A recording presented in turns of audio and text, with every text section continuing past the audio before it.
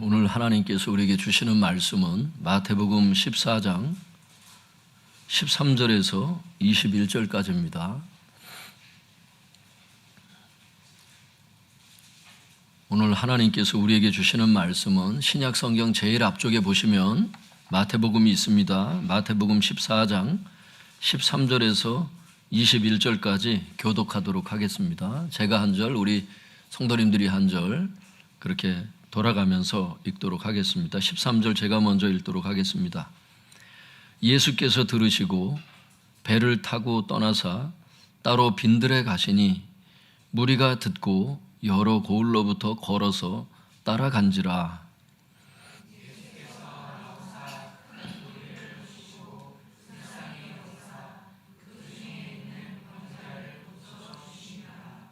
저녁이 되매 제자들이 나와 이르되 이곳은 빈들이요 때도 이미 저물었으니 무리를 보내어 마을에 들어가 먹을 것을 사 먹게 하소서.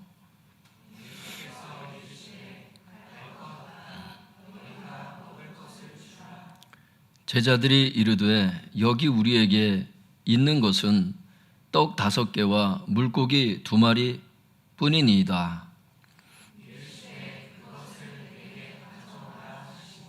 무리를 명하여 잔디 위에 앉히시고 떡 5개와 물고기 2마리를 가지사 하늘을 우러러 축사하시고 떡을 떼어 제자들에게 주시매 제자들이 무리에게 주니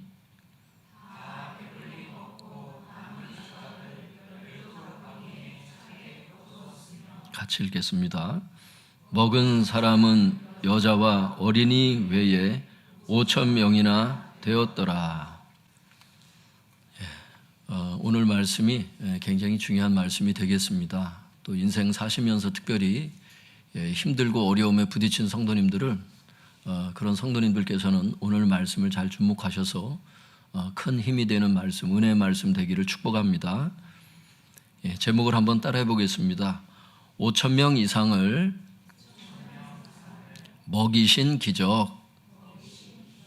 같이 붙여서 해보겠습니다. 5,000명 이상을 먹이신 기적. 오늘 본문에 나타난 5,000명 이상을 먹이신 이 기적을 통해서 하나님께서 우리에게 무엇을 말씀하실까? 그 메시지가 있습니다. 한번 들어보시기 바랍니다. 마태복음 14장 13절 14절 먼저 읽도록 하겠습니다. 시작. 예수께서 들으시고 배를 타고 떠나사 따로 빈들에 가시니 무리가 듣고 여러 고을로부터 걸어서 따라간지라. 예수께서 나오사 큰 무리를 보시고 불쌍히 여기사 그 중에 있는 병자를 고쳐주시니라.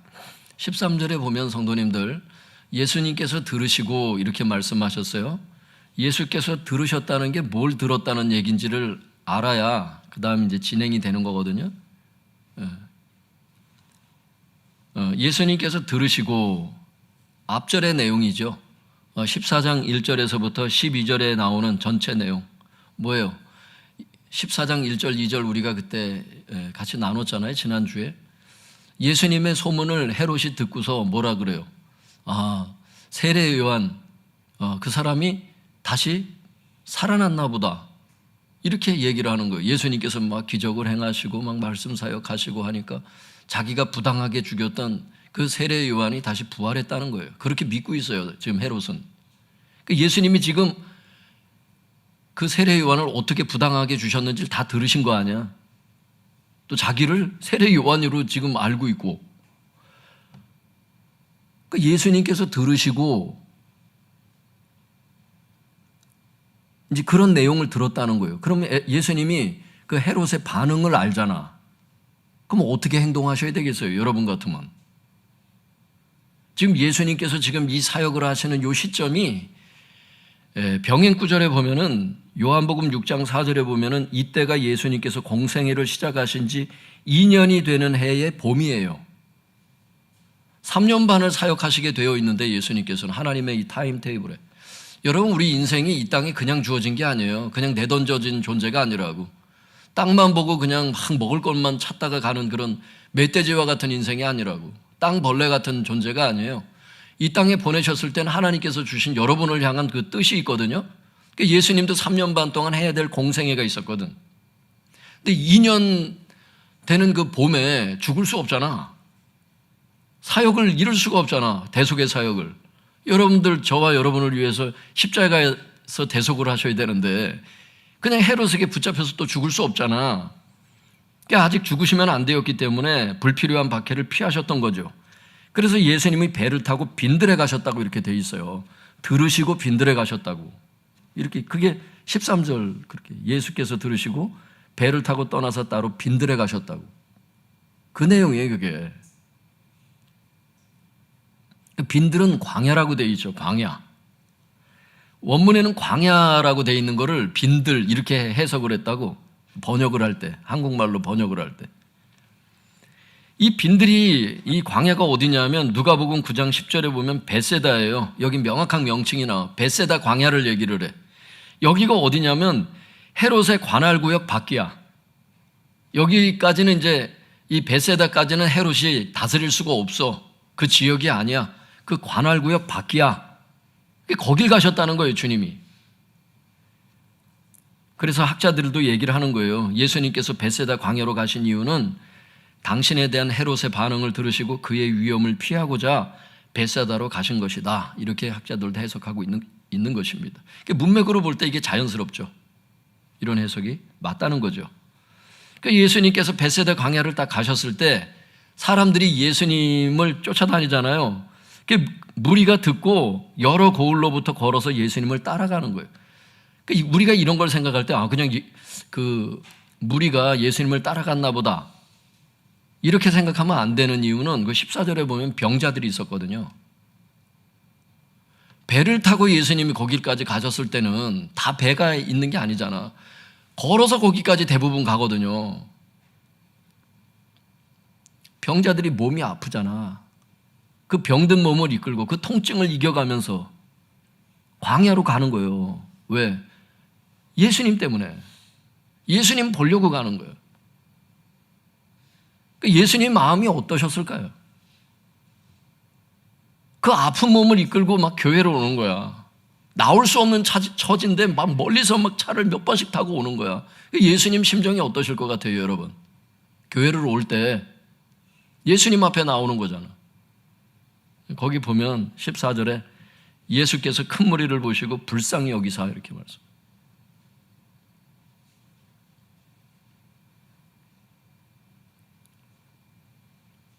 예수님의 마음이 동하는 거예요. 그 무리를 보시고 불쌍히 여기사 그 중에 있는 병자들을 다 고쳐주시는.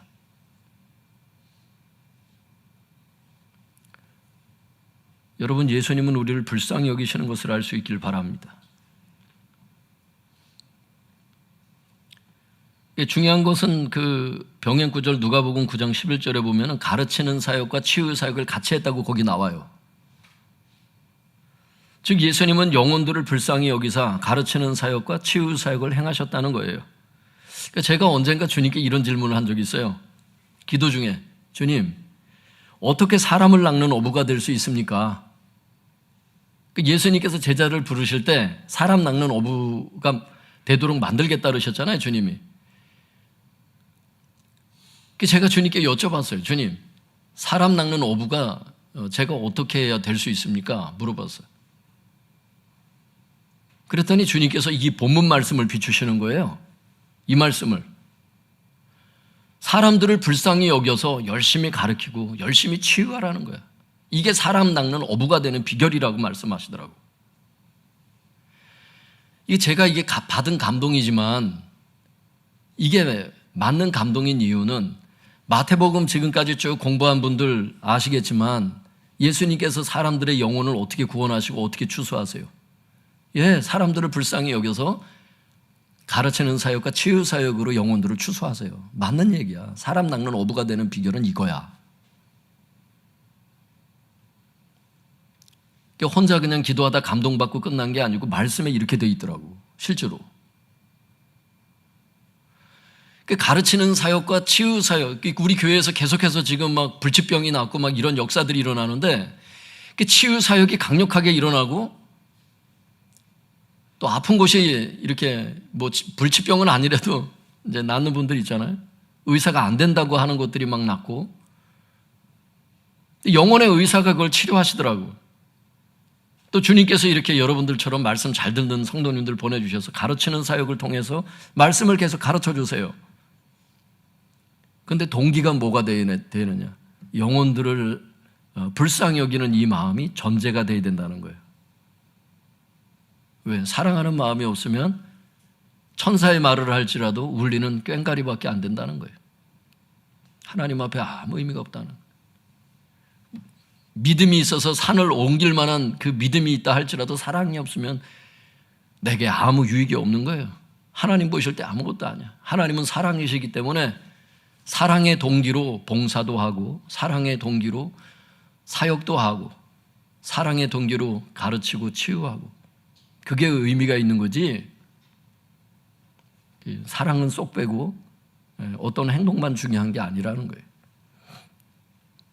이 사랑하는 성도 여러분, 가족들을 사랑할 수 있기를 바랍니다. 자녀들을 사랑하시고 부모를 사랑하세요. 알고 있는 분들을 사랑하시고 용납하려고 노력하시고, 운전하다가도 막 생명이 지장이 있을 정도로 진짜 막 험악하게 운전하는 분들도 계세요. 그런 분을 만난다 할지라도 내가 예전에 실수했을 때도 있잖아. 나도 좀 마음을 좀 너그럽게 갖고 노력하셔야 돼요, 여러분이. 그것도 나쁜 놈들이 이러고 그래. 사람이 운전을 할 때 차가 없다가 이제 차가 딱 생기잖아요. 그러면 제일 먼저 오는 게 혈기야. 괜찮은 사람들도 막 이 혈기가 막. 그러나 우리 자녀들 차를 사거나 차 이제 처음 운전할 때, 하나님 우리 애들 저 혈기 내지 않게 해주세요. 우리 애들한테 그런 얘기는 안 해요. 안 하는데 제가 속으로 그 기도한다고. 왜? 운전대를 잡으면 이제 사람이 이게 바뀔 수 있어요. 누구라도. 뭐 생명이 왔다 갔다 하고 막 그럴 때가 있다 보니까 막 그러시면 안 돼. 마음을 잡고 진정하고 용납하자, 용서하자 이런 마음을 갖고 이렇게 해야 돼. 여러 사람이 있어요. 많이 배운 사람도 있지만 많이 못 배운 사람도 있고, 운전하는 게 다 성격이 또 틀려요. 마음을 잘 지킬 수 있기를 바랍니다. 사랑할 수 있기를 바랍니다. 사랑이 전제가 돼서 하라는 거예요. 설거지도 사랑으로, 남편이든 아내든 사랑으로 설거지하고 사랑으로 청소하고, 직장 사람들 사랑하고, 마음이 천국이 되는 거예요. 천국이 다른 데가 아니에요. 하나님은 사랑이시고 천국은 사랑의 나라잖아요. 사랑이 없는 게 지옥이에요, 성도님들. 비록 우리가 뭐 예수님 수준으로 뭐 가르치는 사역을 잘 못해도, 예수님처럼 뭐 병자가 그렇게 낫지는 않아도 사랑은 할 수 있잖아. 받은 사랑이 있으니까. 그게 천국이에요. 사랑이 이루어지면 그곳에 하나님의 역사가 있다는 걸 알아야 돼. 사랑이 있는 곳에 하나님 계셔요. 당연히 기적이 일어나. 기적을 바래서가 아니라 사랑이 있는 곳에 하나님 임재하신다니까. 그곳에 하나님 함께 하세요. 그렇게 가정의 어려움도 극복하는 거예요. 직장의 어려움도 극복하는 거. 극복의 방법이 사랑이에요. 부모를 사랑하고, 자녀들도 마찬가지예요. 부모를 보면서 왜 저러지? 이러지 말고, 그나마 하나님을 믿었으니까 저 정도가 됐지, 이렇게 생각하세요. 이렇게 얘기하면 안 되나? 그러니까 아버지 어머니를 대할 때 연약함이 있다 할지라도 예수님을 알지 못했으면 더 극심할 수 있거든. 진짜예요. 부모도 노력하잖아. 그리고요, 자녀들이요, 이걸 잘 들으세요. 어린 자녀들도 마찬가지고. 부모님도 처음 부모를 해봐. 그래서 시행착오가 있어. 첫째는 더 엄격하고, 둘째는 조금 더 너그럽고, 시행착오가 있다니까. 애를 길러보니까 한 셋째쯤 되면, 애들이 원래 이러다가 이렇게 잘못하다가도 이렇게 돌아오는구나, 이렇게 되는 거예요. 10번째 이제 애를 낳으면 거기까지 가지 않길 바랍니다. 거기까지 가면 안 되는 것 같고, 예전에 저희 할머니나 그때까지는 뭐 10명 낳더라고요. 저희 집안에도 보니까 이렇게 나시더라고.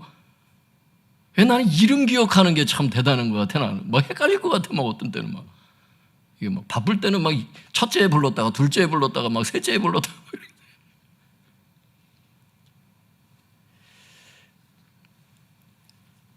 사랑하는 성도 여러분, 이게 뭐예요? 주님을 본받아 영혼들을 불쌍히 여기시기 바랍니다. 그래서 가르치는 사역과 치유 사역을 행하시길 바랍니다. 그래서 사람을 낚는 어부가 될 수 있길 바랍니다. 사람을 낚는 거예요. 구원한다는 얘기라고. 건져 올린다고.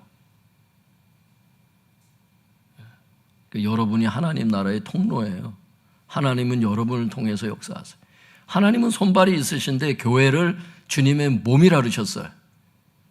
주님께서 하실 수가 없어서가 아니고 주님께서 교회를 손과 발로 사용하기로 결심하셨어요. 교회는 주님의 몸이라는 거예요. 교회의 머리는 예수님이라는 거예요. 머리께서 원하시는 의중이 있죠. 뜻이 있다고. 거기에 따라서 손발이 움직여서 그건 뭐예요? 사랑으로 섬기는 거예요. 가족들을 사랑하는 거라고. 할렐루야. 예, 그거를 원하시는 거예요. 예, 사랑이 있으면 그것이 천국이고, 사랑이 없고 미워하고 원망하고 막 불평하고 거기에 막 지옥이에요. 지옥.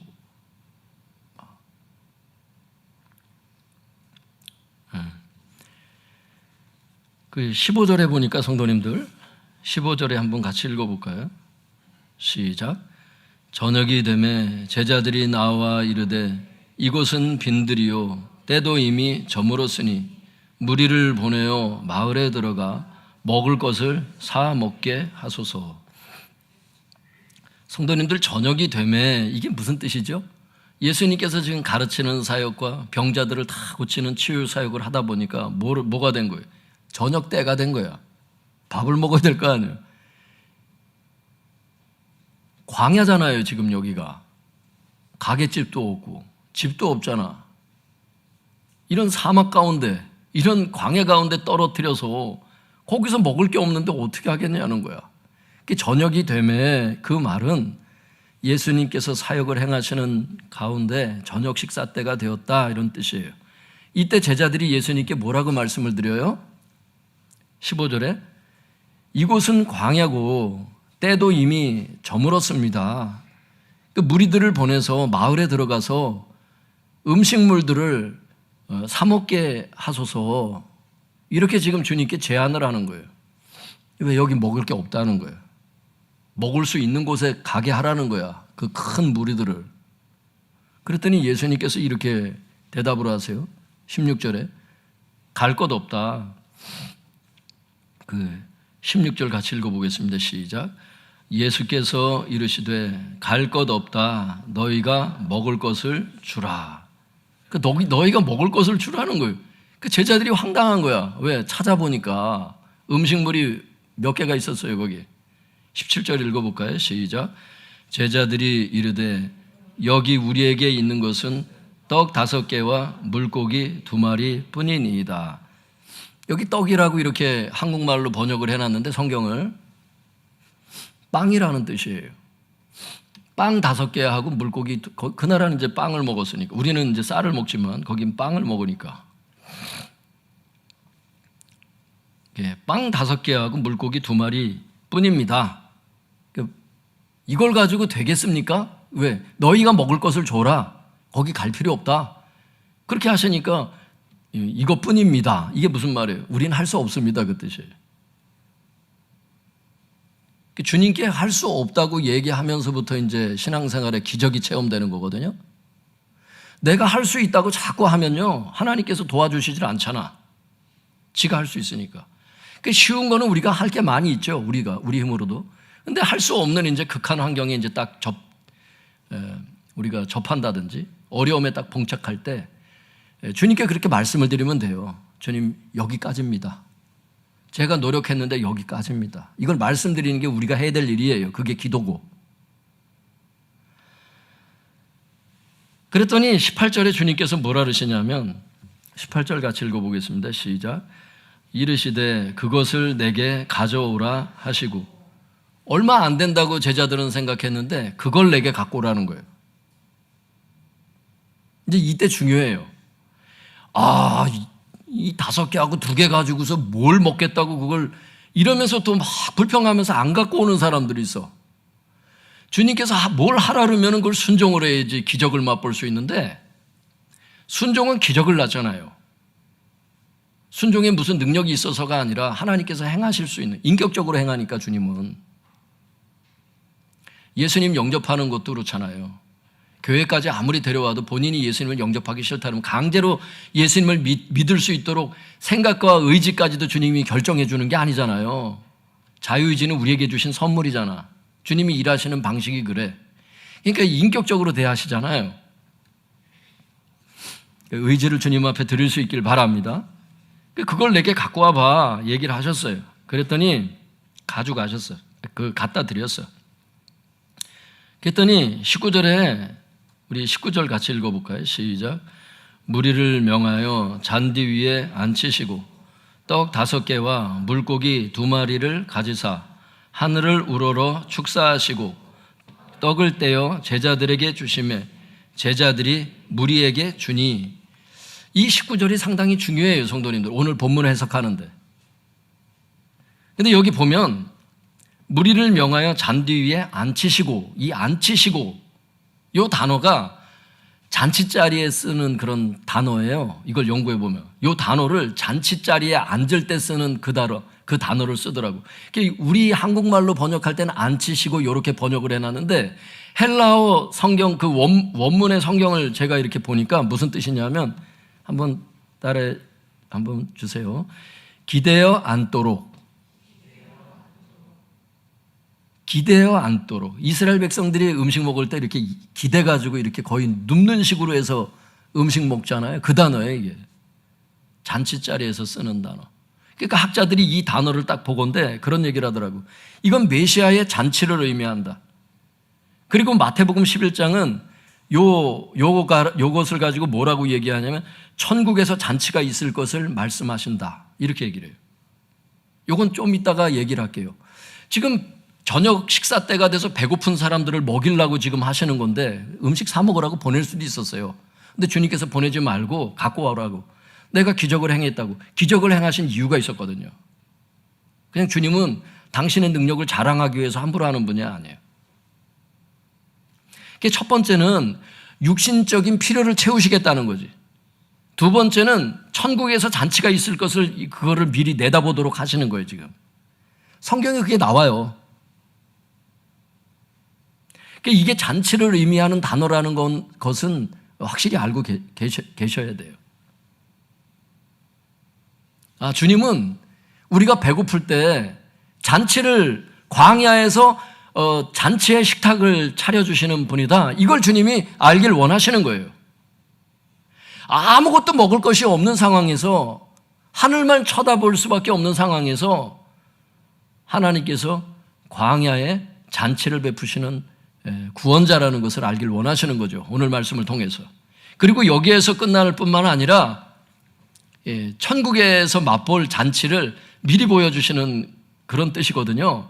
그러니까 앞으로 천국에서 그런 잔치가 또 있을 거라는 거예요. 그러니까 영적인 필요죠. 그러니까 이 땅에서 육신의 필요와 영적인 필요를 다 채우시겠다고 하는 그런 의미가 들어있는 거예요. 이 앉히시고라고 하는 이 단어만 가지고도 우리가 참 깊이 있는 내용을 좀 볼 수가 있어요.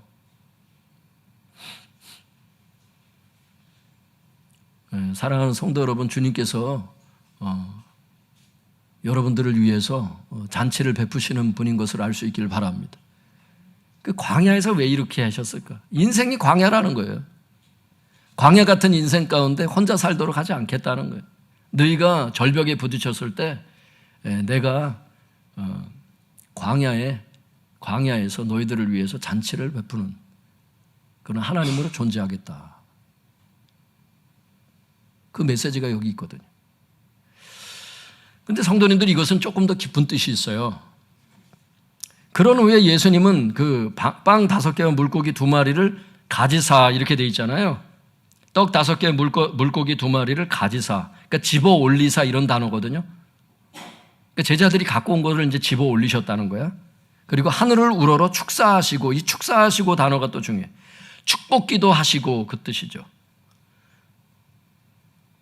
제자들이 갖고 온 그 얼마 안 되는 음식물을 주님께서 집어 올리셔서 축복기도 하시고 떼어 제자들에게 주셨어요. 그러자 제자들이 무리에게 나눠주죠.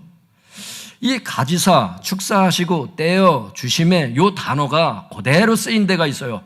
마태복음 26장 26절이에요. 순서까지 똑같아. 찾아보지는 않을 거예요. 시간 관계상. 제가 말씀드리니까 찾아볼 분들은 찾아보세요. 나중에. 마태복음 26장 26절. 이걸 읽어본 분들은 이제 질문할 거야. 저한테. 질문할 수 있어요. 목사님, 이건 성찬식 얘기 아니에요. 성찬식이에요. 원어적으로 똑같은 단어를 써. 같은 마태복음에서. 왜 그랬을까? 그러니까 학자들은 이걸 그냥 넘기진 않아요. 성경을 면밀히 연구하기 때문에 학자들은 그냥 건성건성 보지는 않아요. 왜 순서도 똑같이 똑같은 단어를 똑같은 헬라어 단어를 가지사, 축사하시고 떼어 주심에 이 똑같은 4개의 단어가 똑같이 쓰였을까? 성찬식에. 본문의 기적은 성찬식을 의미한다는 거예요. 그리고 병행구절인 요한복음 6장 51절에서 58절에 보면요, 오늘 본문하고 관련해가지고 이 성찬식의 의미가 뭐냐? 생명의 양식이신 예수님에 대해서 얘기하고 있다는 거예요. 생명의 양식이신 예수님이기 때문에 잔치를 베풀 수 있다는 뜻이야.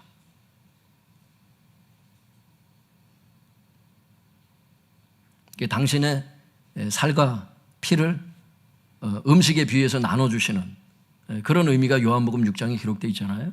생명의 양식이다, 예수님. 그런 것들을 보여주고 있다는 거예요. 그리고 그게 성찬식의 의미다. 그래서 학자들은 결론적으로 본문의 기적을 어떻게 보냐면 성찬식을 의미하며, 성찬식은 생명의 양식인 구원자 예수님을 의미하고 동시에 앞으로 천국에서 있을 메시아 잔치의 전조라고 이렇게 얘기를 합니다. 아까도 얘기했지만 육신의 필요를 채우시고 영적인 필요를 채우시는 구원자에 대해서 지금 계속해서 설명하고 있습니다. 성찬식이라고 하는 이 모든 것들을 함축하고 있는 게 성찬식이라는 거예요. 육신의 필요를 채우시고 영적인 필요를 채우시는 구원자, 생명의 양식 대신 구원자 예수님, 그게 성찬식의 핵심이라는 거예요. 그러니까 성찬식을 할 때마다 뭘 느끼라는 거예요? 오늘 본문을 기억하라는 거예요. 주님, 나의 육신의 필요를 채우실 거야. 내가 인생의 광야를 걸어갈 때 하나님께서 질병을 치료하실 거예요. 내가 길을 잃을 때 가르치는 사역을 통해서 인도해 주실 거야. 또 영혼의 구원까지 해서 결국에는 하늘에서 잔치자리에 나를 참여하게 하실 거야. 그 육적인 필요와 영적인 필요를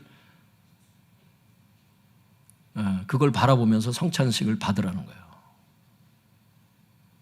성찬식은 이런 의미가 있다는 거예요. 그러니까 성찬식을 믿음으로 참여하고 떡과 잔을 받을 때 풍성해지는 거죠. 조금 어려움에 부딪혀도 어떻게 하지 하면서 허둥지둥거리고 막 염려하고 이러지는 않을 거예요. 왜? 배경이 있으니까. 생명의 양식이 있으셔서 언제나 날 위해서 잔치할 준비를 하고 계신 그분이 계시기 때문에 든든한 거죠. 그걸 보라는 거예요. 20절, 21절 같이 읽어보겠습니다. 시작. 다 배불리 먹고 남은 조각을 12바구니에 차게 거두었으며 먹은 사람은 여자와 어린이 외에 5,000명이나 되었더라. 주님께서 축복 기도하시고 이제 나눠주니까 제자들이 이제 나눠줬거든요. 그랬더니 20절에 다 배불리 먹었대. 남은 조각을 12바구니에 남은 조각을 거둘 만큼. 그러니까 충분히 먹었다 이런 뜻이죠. 이런 것들이 의미하는 게. 얼마나 많이 먹었어요? 먹은 사람은 여자와 어린이 외에. 남자들이 빠졌잖아. 어린이 중에 남자 어린이도 있잖아. 그러니까 여자와 어린이 외에 5,000명이나 되었더라 할 때 그 5,000명은 순수하게 어떤 사람을 얘기를 하는 거예요? 어른 남자를 얘기를 하는 거지. 장정들. 그러니까 여자와 어린이 외에 5,000명이나 되었더라. 그러니까 5,000명 이상을 5,000명 이상이나 되는 인원이 충분히 먹었다는 뜻이죠. 12바구니에 그 남은 음식을 거둘 만큼 있었다는 뜻이. 그러니까 주님의 잔치는 넉넉하다는 거예요. 겨우겨우 그냥 이렇게 그게 아니고 넉넉하게 주신다는 거예요. 이 땅에서 사람 노릇하며 살 수 있도록, 부모에게 효도할 수 있도록 넉넉한 재정도 주실 겁니다. 그걸 놓고 기도하세요. 기도 안 해서 못 받은 분들은 기도하세요. 재정을 위해서도 기도하십시오. 여러분의 영혼을 위해서도 기도하세요. 자신이 있다는 거예요, 그분이. 오늘 메시지를 여기 성경에 기록해 놓은 거예요. 이걸 기억하라고. 이렇게 기록한 건 교훈을 위해서 기록했다 그러잖아요, 성경에. 교훈을 받으라는 거예요. 인생을 혼자 살지 말라는 거예요.